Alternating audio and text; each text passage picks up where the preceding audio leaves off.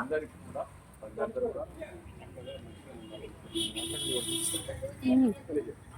చెప్పండి.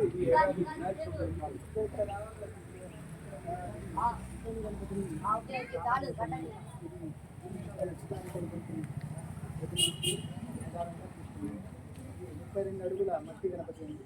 విష్ణు గణపతి అంటే రెండు తొండాలతో కలిసి ఉన్న గణపతి. ఇక్కడ విశేషంగా ఈసారి విష్ణు గణపతిని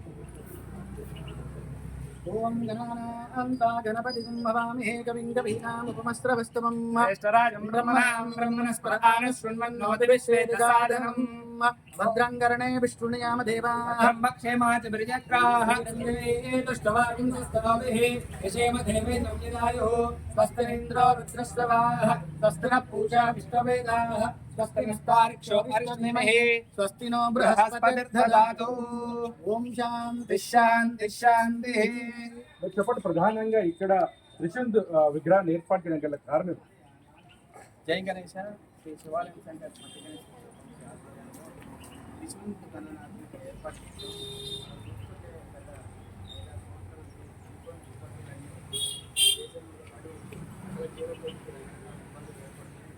ప్రాచీన ఇదే విధంగా ఏర్పడే పూణేలో ఈ త్రిశూల్ గణనాథుని ప్రతిష్ఠించి ఆ యొక్క ఏదైతే నష్ట నివారణ గురించి గణేష్ని ఇక్కడ పూజించారు. ఆ తర్వాత కూడా భారతదేశం అంతా గణేష్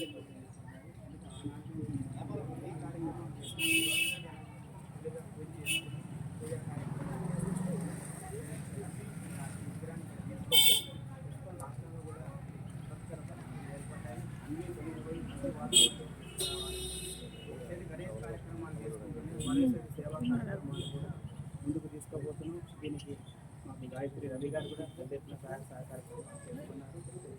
చూడొచ్చు, మొత్తంగా చూసుకున్నట్లయితే రెండు తెలుగు రాష్ట్రాల్లో గణనాథుడు ఇప్పటికే కొలువైన పరిస్థితి ఉంది. పూజలు అందుకుంటున్నారు. అయితే గతంతో పోలిస్తే ఈసారి మట్టి విగ్రహాలకు సంబంధించి కూడా ప్రాధాన్యత పెరిగింది.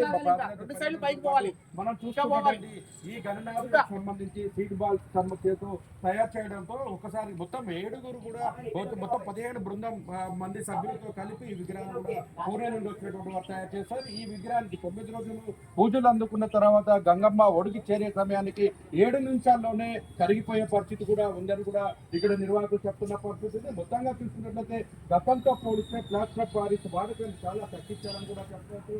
గణనాథుడు పూజలు అందుకుంటున్న పరిస్థితి అయితే ఇప్పటికే విపత్కాల పరిస్థితులు అటు ఒకవైపు ప్రకృతి వైపరీత్యాలతో మొత్తం ఇబ్బంది పడుతున్న నేపథ్యంలో ఒకసారి గణనాథుడికి పూజలు చేసే ఖర్చుల్లో కొంత తగ్గించుకొని సేవా కార్యక్రమాలు కూడా చేస్తున్న పరిస్థితి ఉంది. అటు ప్రజాప్రతినిధులు కావచ్చు, ఇటు అధికారులు